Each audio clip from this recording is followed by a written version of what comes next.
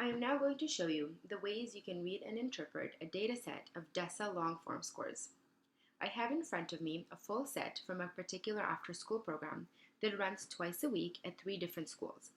Each school in this case has 2 groups, one junior with students in grades K to 3 and one senior with students in grades 4 to 7. In total, we have here 85 students broken into 6 groups. The data has been anonymized, but I've left grade and gender information up here so that I can show you in a little bit some interesting trends of score distribution across these domains. Beyond these descriptive data, we also have here the 8 competencies that the DESSA measures: personal responsibility, optimistic thinking, goal-directed behavior, social awareness, decision-making, relationship skills, self-awareness, and self-management. The last score is the social emotional composite score.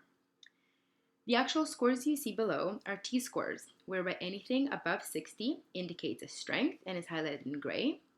Scores between 41 and 59 indicate a typical score and are unhighlighted, and scores below 40 indicate a needs and are highlighted in pink. To orient to the spreadsheet, let's have a look at the different score distribution by school. I'm going to filter out such that we only remain with Hollyburn Elementary. And I'm going to sort all of these scores by the social emotional score. The distribution here is interesting in that we have about 6 students at each of the extremes, and the majority of the group scores in the typical category. I'm now going to sort it by grade. So now we can start to see some interesting trends in terms of where the clusters of vulnerability and strengths lie.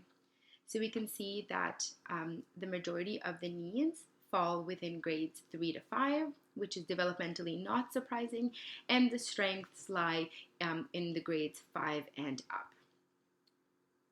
Now let's sort the spreadsheet by gender. This again reveals an interesting distribution where we see the majority of the higher scores belonging to the female students. Now let's filter out Hollyburn and take a look at Lakeview Elementary. Again, we're going to sort this by the social emotional score.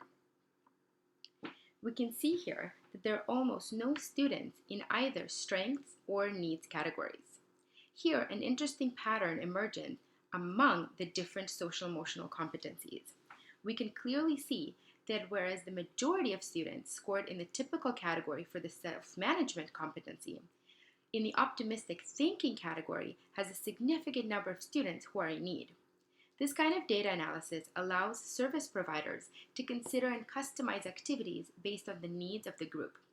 Program themes and foci can be established based on these kinds of data. Additionally, once a focus on optimistic thinking, for example, has been set forth, this can be articulated to parents, teachers, and other individuals in the children's lives to maximize the impact of the intervention.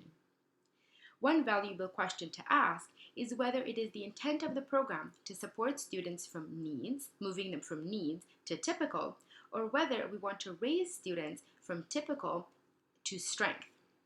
Articulating magnitude of intention is critical in ensuring consistent and directed action. Finally, I want to show you the distribution of scores at George Washington Elementary. So I'm just going to navigate to that. Here, there's a big difference in the group profile between the senior and junior groups.